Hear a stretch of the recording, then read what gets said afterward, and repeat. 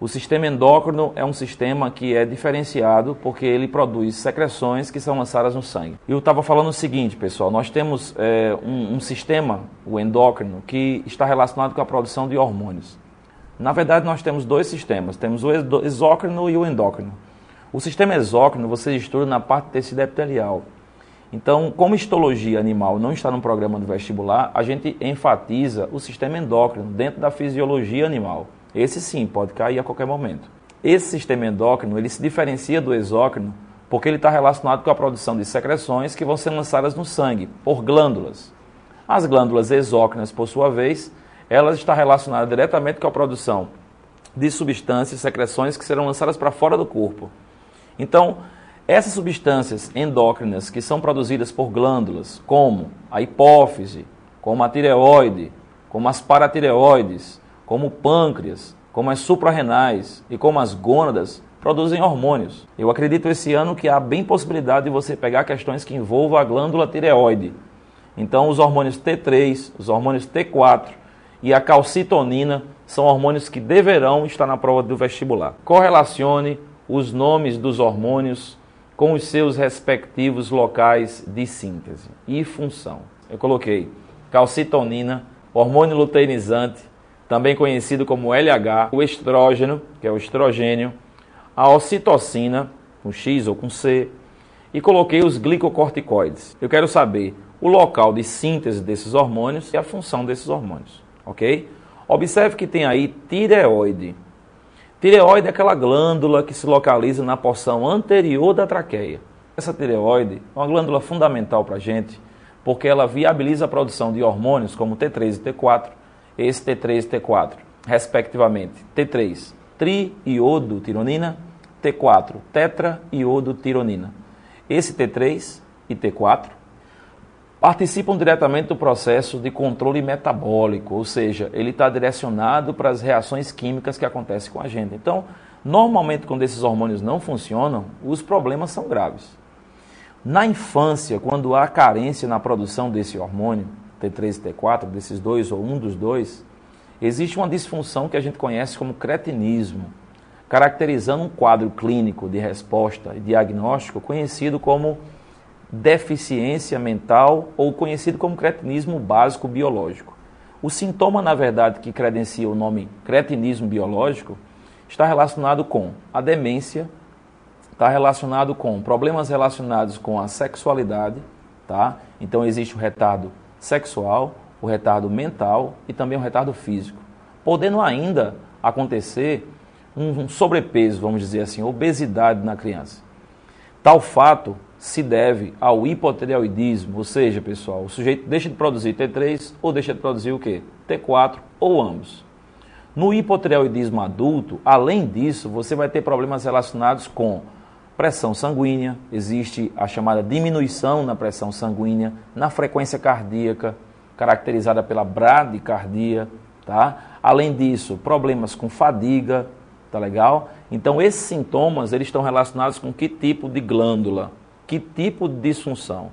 Hipotireoidismo, glândula, tireoide. Isso é muito importante que você lembre, por isso que eu estou enfatizando um pouco mais essa glândula, apesar das outras também serem importantes.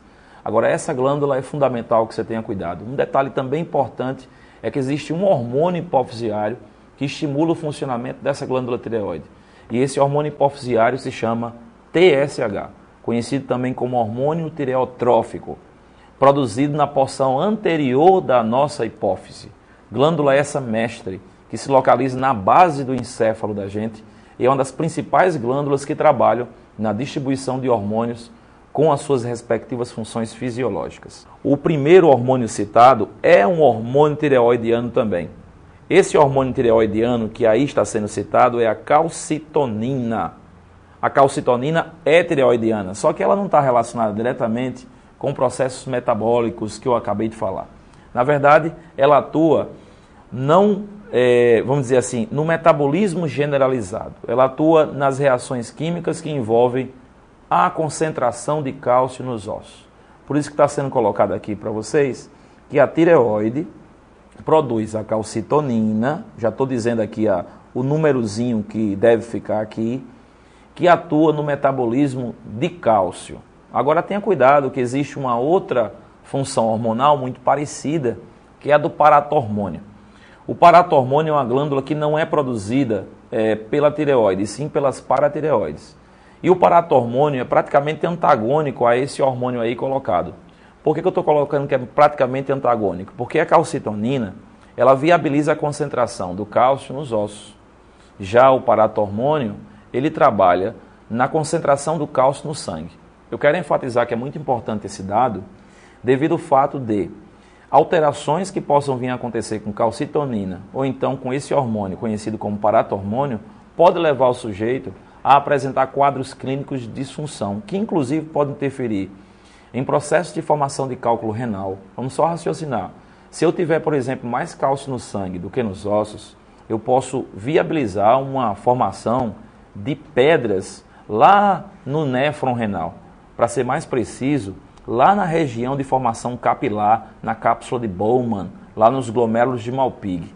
Isso pode indisponibilizar o processo de filtração, gerando um quadro clínico de muita dor normalmente.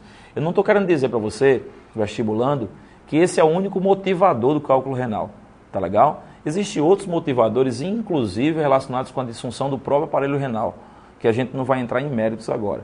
A nossa visão é apenas e exclusivamente a relacionada com os hormônios. Tá? Existe também a possibilidade, em casos de diagnóstico de pessoas que têm problemas com acúmulo de gordura, tipo pessoas que formam gorduras nas coronárias, motivados por má alimentação ou por outros fatores, que podem formar uma plaquinha chamada ateroma, tá? Que pode calcificar. Essa calcificação vai acabar impedindo o fluxo sanguíneo na região de capilar.